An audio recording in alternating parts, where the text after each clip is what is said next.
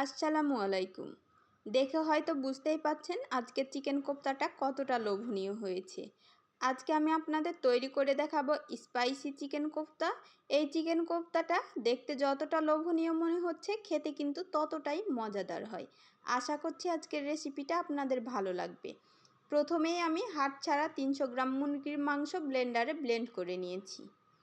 আপনারা চাইলে পাটাও বেটে নিতে পারেন। হাফ চা চামচ করে দিয়ে দিচ্ছি জিরা গুঁড়া, মরিচ গুঁড়া আর লবণ। লবণটা আপনারা আপনাদের টেস্ট অনুযায়ী কমিয়ে বা বাড়িয়ে নিতে পারেন। দিয়ে দিচ্ছি 1 চা চামচ কাঁচামরিচ, 1/4 কাপ পেঁয়াজ কুচি আর 2 চা চামচ ধনিয়া পাতা কুচি, হাফ চা চামচ আদা রসুন বাটা। এখন সবগুলো উপকরণ ভালোভাবে মাখিয়ে নিতে হবে। যখন সবগুলো উপকরণ ভালোভাবে মাখানো হয়ে যাবে, তখন দিয়ে দিচ্ছি 2 টেবিল চামচ বেডগ্রামস। আর আগে থেকে একটা ফ্যাটানো ডিমের অর্ধেকটা পরিমাণ দিয়ে দিলাম। আমার কাছে ঠিক যেটুকু পরিমাণ ডিমটা ইউজ করতে হবে, আমি ঠিক ততটুকু পরিমাণই ডিমটা ইউজ করব। ভালোভাবে আবারও মাখিয়ে নিলাম। মাখানো হয়ে গেলে হাতে অল্প পরিমাণ তেল মাখিয়ে নিলাম। তেল মাখিয়ে নিয়ে এখন ছোট ছোট গোল বল তৈরি করে নিব।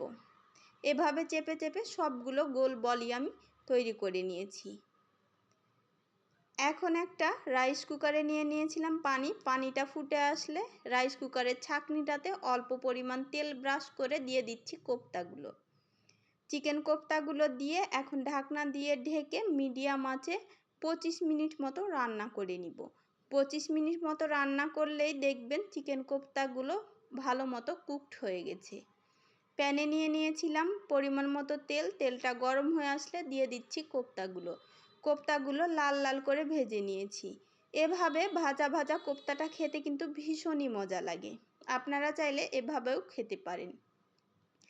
এখন সেম প্যানে দিয়ে দিচ্ছি বাকি পেঁয়াজটুকু, দিয়ে দিচ্ছি মাংসের সবগুলো মশলা আর আস্ত জিরা।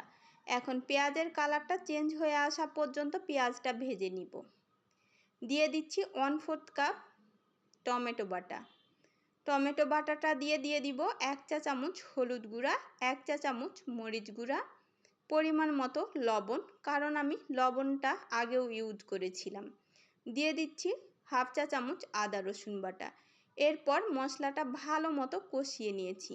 মশলাটা থেকে যখন তেলটা ছেড়ে দিয়েছে, তখন এর মধ্যে দিয়ে দিচ্ছি চিকেন কোফতার অর্ধেকটা বেশি পরিমাণ। 7 থেকে 8 মিনিট মতো মিডিয়াম আঁচে ভালো মতো কষিয়ে নিয়েছি। কষানো হয়ে গেলে এরপর দিয়ে দিচ্ছি পরিমাণ মতো পানি। আপনারা ঠিক যতটুকু গ্রেভি খেতে পছন্দ করবেন ততটুকুই পানি দিবেন। ঢাকনা দিয়ে ঢেকে মিডিয়াম আঁচে রেখে ঝোলটা কমে আসা পর্যন্ত অপেক্ষা করছি। নামানোর 4 থেকে 5 মিনিট আগে দিয়ে দিলাম 2টা কাঁচামরিচ। এটা ঝালের জন্য না, সুন্দর একটা ফ্লেভারের জন্য ইউজ করছি। এরপর 4 থেকে 5 মিনিট মতো মিডিয়াম আঁচে এটা রান্না করে নিব। আর 4 থেকে 5 মিনিট মিডিয়াম আঁচে রান্না করে নিলেই তৈরি হয়ে গেল এই স্পাইসি চিকেন কোফতা। এটা দেখতে ঠিক যতটা লোভনীয় মনে হয়েছে, খেতে কিন্তু ততটাই মজা হয়েছিল। আশা করছি আজকের রেসিপিটা আপনাদের ভালো লাগবে। সবাই ভালো থাকবেন। আল্লাহ হাফেজ।